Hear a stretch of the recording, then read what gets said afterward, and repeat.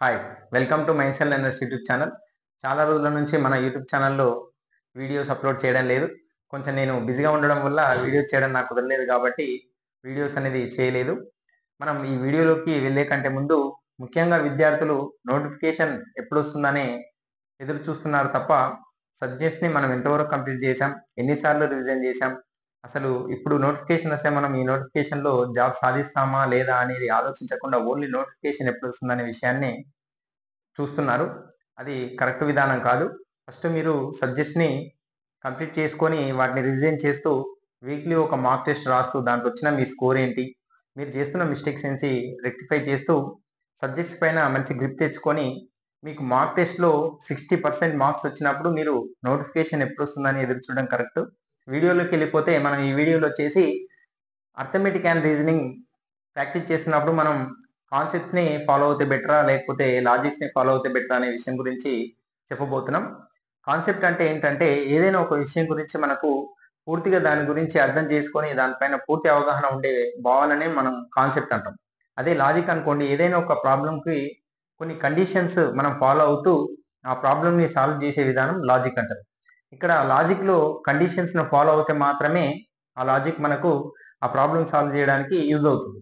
కానీ కాన్సెప్ట్‌లో అలా గాదు. మీరు కాన్సెప్ట్ నేర్చుకుంటే ఏ ప్రాబ్లమ్ ఇచ్చినా, దాంట్లో ఏ చేంజెస్ వచ్చినా సరే, మీరు కాన్సెప్ట్ ఓరియెంటెడ్‌గా ఆ ప్రాబ్లమ్‌కి మనం సొల్యూషన్ చేయొచ్చు. అదే మీరు లాజిక్‌ని ఫాలో అవుతే, ఆ ప్రాబ్లమ్ సాల్వ్ చేసేటప్పుడు ఆ లాజిక్, ఆ కండిషన్స్ ఉన్నప్పుడు మాత్రమే వర్తించడం జరుగుతది. మీరు ఏ టాపిక్ తీసుకున్నా సరే, మనం ప్రీవియస్ వీడియోలో చెప్పడం జరిగింది. టాపిక్ తీసుకున్నప్పుడు దానికి సంబంధించిన బేసిక్స్, కాన్సెప్ట్స్ మీరు బాగా గ్రిప్ వచ్చిన తర్వాతనే లాజిక్స్ ఫాలో అవ్వడం మంచిది. ఎందుకంటే మనకు కాన్సెప్ట్స్ అండ్ బేసిక్స్ బాగా వచ్చిన తర్వాత మీరు లాజిక్ ఫాలో అయితే ఏ క్వెషన్‌కి లాజిక్ ఫాలో కావాలి, ఏ దాన్ని కాన్సెప్ట్ ప్రకారం చేయాలనే విషయం మీకు క్లియర్‌గా అర్థమవుతుంది.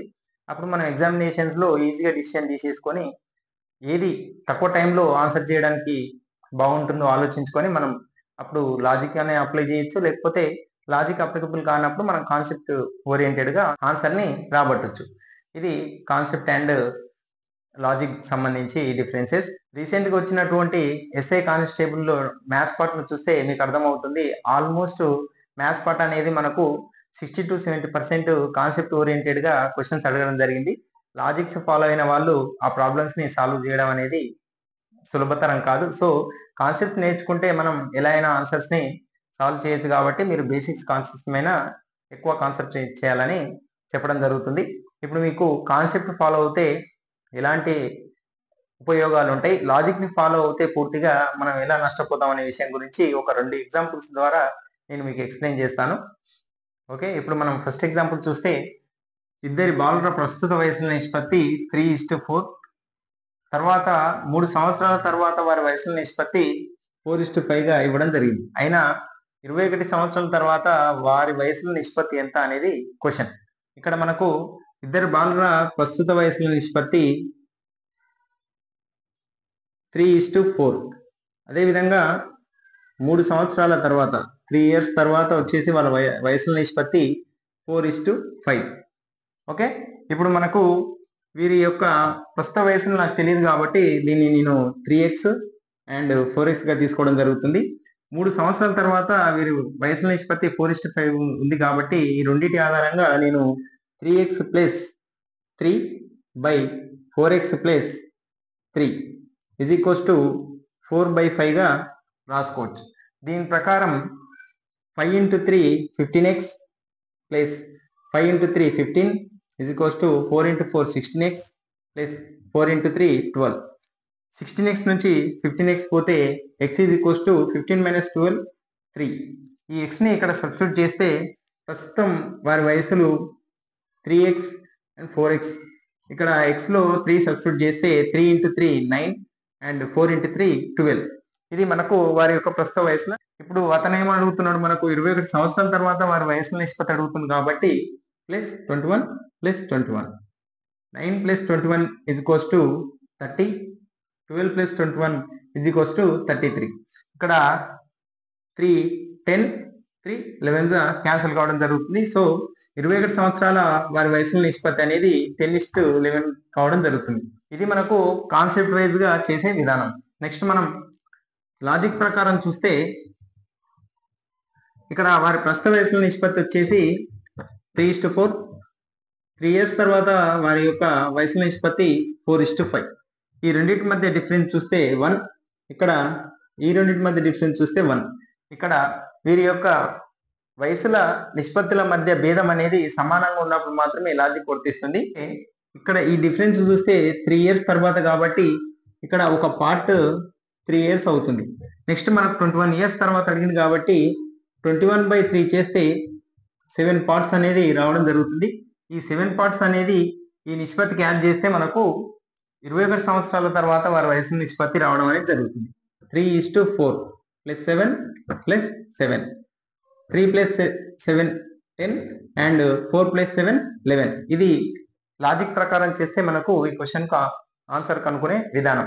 నెక్స్ట్ క్వశ్చన్ లో కాన్సెప్ట్ వైజ్ చేస్తే ఎలా ఉంటుందో, లాజిక్ వైజ్ చేస్తే ఎలా ఉంటుందో మీకు ఈ రెండింటి మధ్య డిఫరెన్స్ అనేది అర్థం కావడం జరుగుతుంది. నెక్స్ట్ మనం సెకండ్ ఎగ్జాంపుల్ చూస్తే ఇక్కడ A, B అనే ఇద్దరి బాలుర ప్రస్తుత వయసుల నిష్పత్తి 13:17 గా ఇవ్వడం జరిగింది.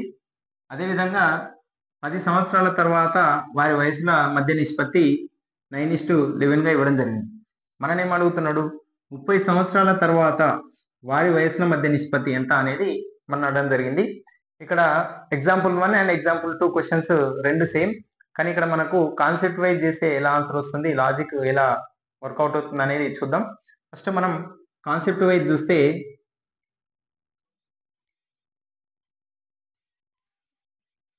A, B అనే ఇద్దరి బాలుర ప్రస్తుత వయసుల నిష్పత్తి వచ్చేసి మనకు 13:17. నెక్స్ట్ వచ్చేసి 10 సంవత్సరాల తర్వాత 10 ఇయర్స్ తర్వాత వారి వయసుల నిష్పత్తి అనేది 9:11 గా ఇవ్వడం జరిగింది. నాకు ఇక్కడ వీరి ప్రస్తుత వయసులు తెలియదు కాబట్టి 13x:17x అనుకోవడం జరుగుతుంది. దీని ప్రకారం 13x + 10 years / 17x + 10 years is equals to 9/11 కావడం జరుగుతుంది. ఇక్కడ మనకు క్రాస్ మల్టిప్లై చేస్తే 11 × 13x 143x + 11 × 10 110 is equals to 9 × 17x 153x + 9 × 10 90. ఇక్కడ 153x నుంచి 143x తీసేస్తే 10x, ఇక్కడ 110 నుంచి 19 తీసేస్తే మనకు 20. 10 10 2s x is equals to 10 అనేది మనకు రావడం జరిగింది. ఈ x ని మనం దీంట్లో సబ్స్టిట్యూట్ చేస్తే మన ప్రస్తుత వయసులు 13 × 2 అండ్ 17 × 2 అంటే 26 years అండ్ 34 years అనేది వారి ప్రస్తుత వయసులు. మనకేం అడుగుతున్నాడు, 30 సంవత్సరాల తర్వాత వారి వయసు నిష్పత్తి అడుగుతుంది కాబట్టి +30 + 30. 26 + 30 ఇక్కడ 56 అండ్ 34 + 30 64. ఈ రెండింటికి మధ్య నిష్పత్తి అడుగుతుంది కాబట్టి ఇక్కడ 8 7 8 8 అంటే వారి యొక్క 30 సంవత్సరాల తర్వాత వారి యొక్క వయసుల మధ్య నిష్పత్తి వచ్చేసి 7:8 కావడం జరుగుతుంది. ఇది మనం కాన్సెప్ట్ వైజ్ ఈ ప్రాబ్లంకి సొల్యూషన్ చేసే విధానం.